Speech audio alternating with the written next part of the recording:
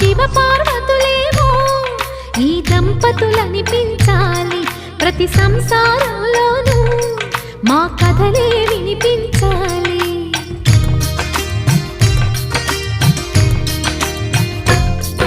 ఆ సిరిని శ్రీహరిని మా జతలో చూపించాలి, శ్రీకాంతుల కొలువంటే మా కాపురం అనిపించాలి. మా ముంగిలిలోన పున్నమి పూల వెన్నెల విరియాలి, మా చక్కని జంట చుక్కల తోట పరిపాలించాలి.